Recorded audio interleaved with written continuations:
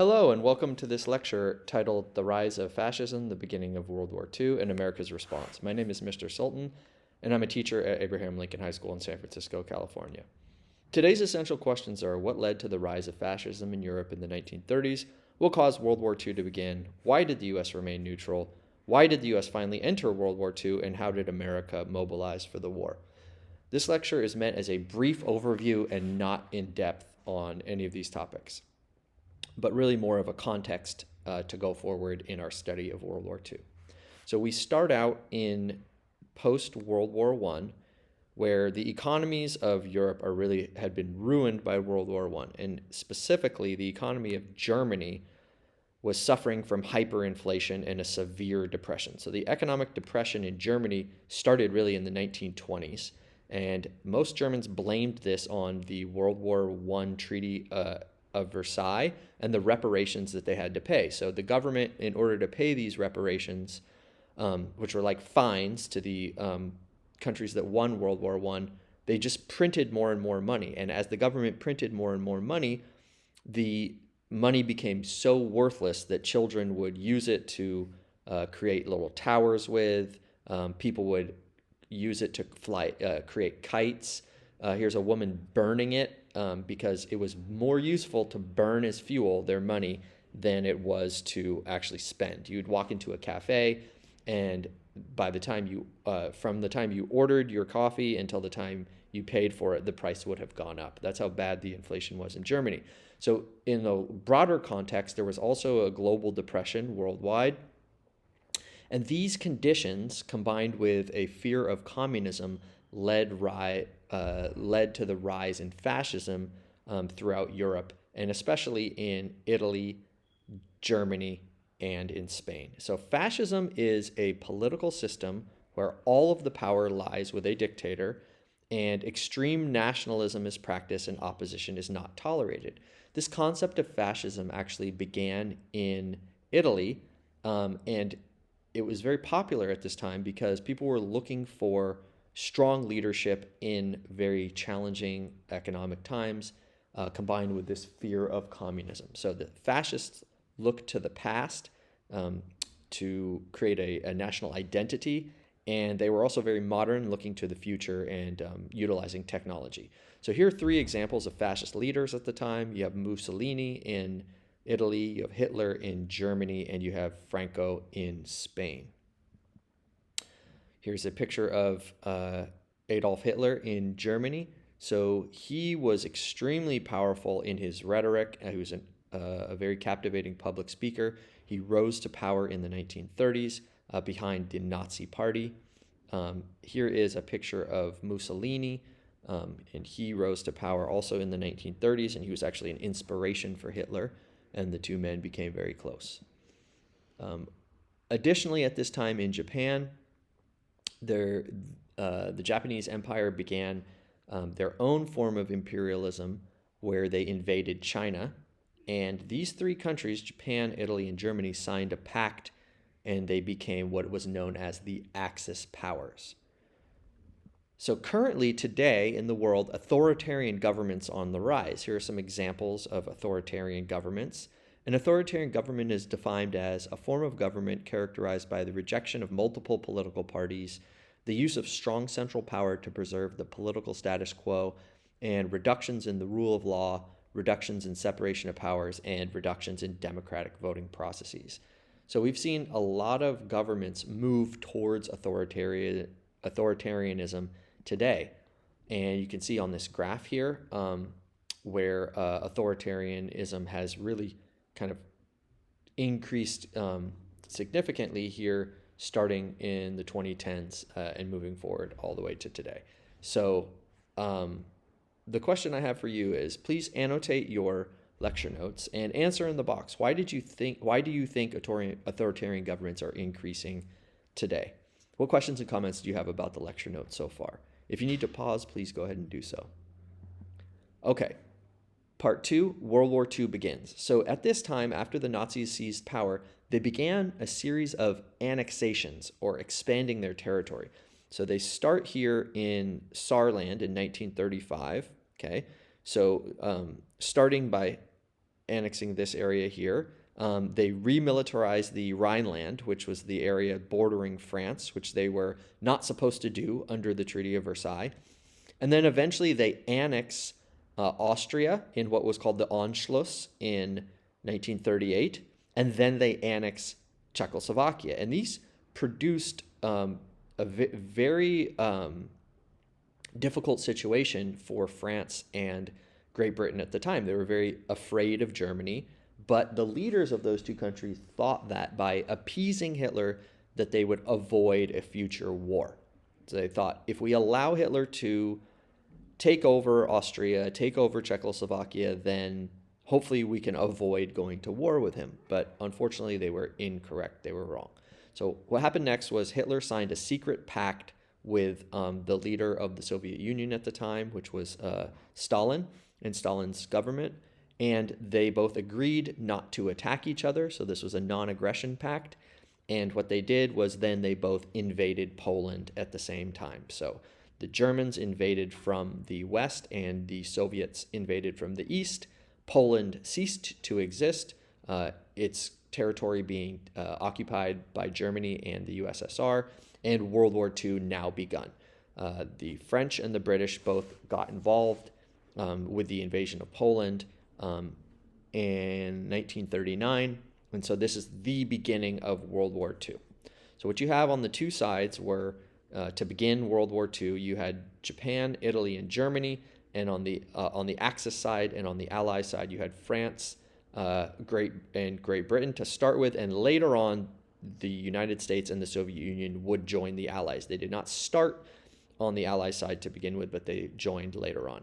Now, there were many other nations who were allied at the time with for World War II, but those were the major ones. You can see much of the globe was involved in World War II in some way. The war rages on, 1939 into 1940. Germany is mostly on the offensive, pushing east. Eventually, they break their non-aggression pact with the USSR, and they eventually invade the USSR in 1941. They also invaded France and occupied France. At the same time, Japan had invaded China in 1937 and occupied a region of China. And this is a time when the event called the Rape at Nanjing occurred. So the rape and massacre at Nanjing is considered a war crime. So the United States is not involved in the war when it starts. In 1939, the United States is neutral. So in the United States, there is still a heavy opposition to international involvement. This is called isolationism. And that's the belief that we need to stay out of foreign affairs. People were still very upset with the participation in World War I, and they felt like the United States should control its own affairs, try and deal with domestic policy, not get involved abroad. Congress also passed a series of acts to declare the United States neutral. This idea of neutrality is staying neutral during war in other countries and not allowing the United States to become involved in conflict by selling weapons to either side. And a big part of this was we did not want American men to be involved in this conflict. So one of the major players in the America First movement was a famous pilot at the time, Charles Lindbergh, and he was a representative for this group, America First, which really wanted to look out for America's interests and not be involved in the war. So he spoke out widely against U.S. involvement. Not everyone was opposed to entering the war, however, and many people did see the threat that Hitler posed to the world. There was also a lot of support for the Nazi Party within the United States. So some people did oppose the Nazis, and some people actually supported the Nazis. The following video is from a pro-Nazi rally that took place in New York City at Madison Square Garden in 1939 of February.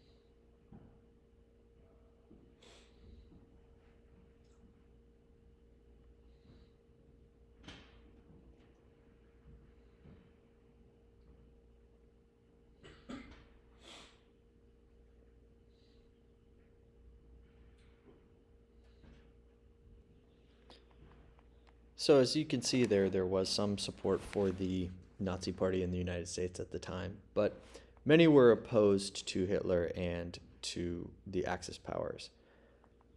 In 1941 March, Congress approved the Lend-Lease Act, which gave President Roosevelt virtually unlimited authority to direct material aid like munitions, tanks, airplanes, trucks, and food to the war effort in Europe without violating the nation's official position of neutrality.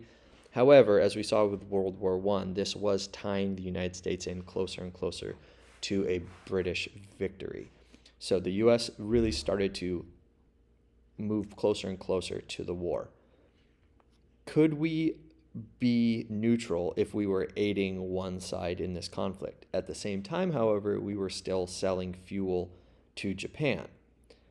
This all changed on December 7th, 1941, when Japan bombed Pearl Harbor.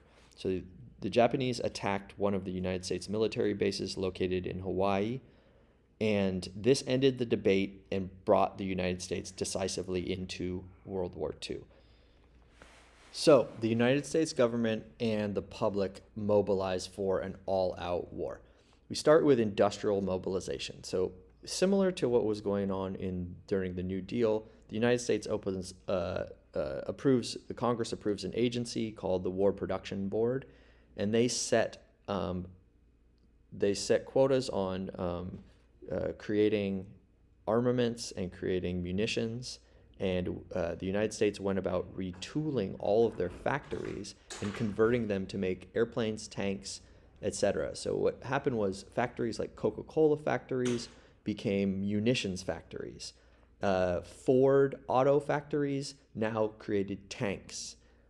And here you can see airplane factories, and the United States industry just went full force.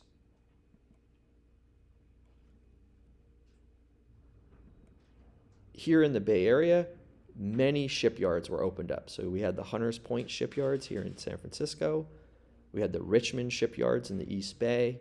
And up north, we had the Marin shipyards at Sausalito. And all of these shipyards were putting many warships into the water on a daily basis. Unemployment virtually ends at this point. Anyone who is able to is hired for the war industries, and that also includes women and people of color. Many historians would consider this to be the end of the Great Depression because the United States manufacturing made a huge increase at this point. So unemployment went down, people went to work, and many men enrolled in the draft and enlisted in the U.S. Army. So United States munitions production, we can see here where it starts really, starts off in 1940-41. As soon as the war is declared, 1942 onward, you can see this massive increase in our munitions production. Okay, how was this all paid for? So the U.S. government paid through borrowing money from citizens, through war bonds and loans, but also instituting what's called the payroll tax. So payroll tax is when your income is taxed actually before you see it. So the employer pays a portion of your salary directly to the government, and then at the end of the year you file taxes to make sure that you get back anything that was taken over the amount that you owe, or you pay anything to make up the difference. So this is the institution of the payroll tax, which helped pay for World War II. Now, additionally, Americans were asked to ration, like they were during World War I, and to plant victory gardens. So some historians would argue that no, the Great Depression was not over at this point because people still did not have access to the same amount of material goods that they did in the 1920s. So people were asked to ration, to save things like tin, empty canisters, to recycle for the war effort. You received ration books, so you could only buy a certain amount of consumer goods like shoes and clothing. New cars were not available for purchase because the auto factories had been converted to support the war effort. Many million men registered for the draft. In 1940, 16 million men had registered, and by 1941, the military had 1.5 million troops. And by the end of the war, 6 million Americans had served. So draft registration was required. It was not optional, and this is how the United States recruited enough people for the Army. We will be getting deeper into the United States war effort and what war was like at home, but for now, this concludes this lecture. Write any questions or connections in the box.